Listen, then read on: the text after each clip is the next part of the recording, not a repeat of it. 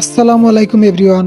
আজকে আমাদের শেরপুরের পুরো ভিন্ন রকম একটি ভিডিও নিয়ে চলে আসলাম। আপনি যদি প্রশ্ন করেন আমাকে আমাদের শেরপুর কিসের জন্য বিখ্যাত, আমি নির্দ্বিধায় বলে দেবো স্ট্রিট ফুডের জন্য বিখ্যাত।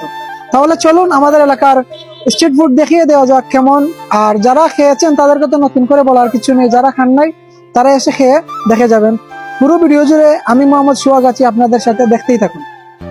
স্ট্রিট ফুডের কথা বললে প্রথমেই আমার মাথায় আসে জাকির মামুর দোকানের কথা, কারণ ওনার দোকানের সিঙ্গারা, আলুর চপ পুরোই ভিন্ন। যারা একবার খেয়েছেন তারা বলতে পারবে। আজকে আমার পুরো ভিডিও জুড়ে আছে মায়ার মানুষ আহমদ আলী।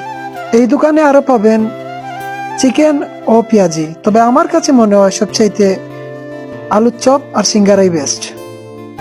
আর ওনার দোকানের বিরিয়ানির টেস্ট মোটামুটি ভালোই। শীতের সময় আপনি পেয়ে যাবেন চিতল পিঠা, সাথে অনেক ধরনের চাটনি, বাপা পিঠা, আর বড়ি আচার, চালতা আচার, আনারসের আচার, এগুলা তো থাকছেই। এই দোকানের সমোসাটা খুবই ভালো, খেতে খুবই সুস্বাদু। এরই মধ্যে পেয়ে গেলাম দুইজন বড় বড় ব্যবসায়ী যারা বাদাম ও মটর বিক্রি করছে। আরও থাকছে ডাকাইয়া মামার হালিম, তবে এটা অ্যালার্জি ও চুলকানি রোগীদের জন্য না। এরকম অনেক ব্যবসায়ী আপনি পেয়ে যাবেন, সবাইকে তো আর দেখানো সম্ভব না, আপনারা আসলেই বুঝতে পারবেন। আবার যারা খেয়েছেন তারা অবশ্যই কমেন্ট বক্সে জানিয়ে দিবেন আপনারা কোন দোকান থেকে খান। আমি আবারও বলছি, জাকির মামুর সিঙ্গারা আলুর চপই বেস্ট। ধন্যবাদ।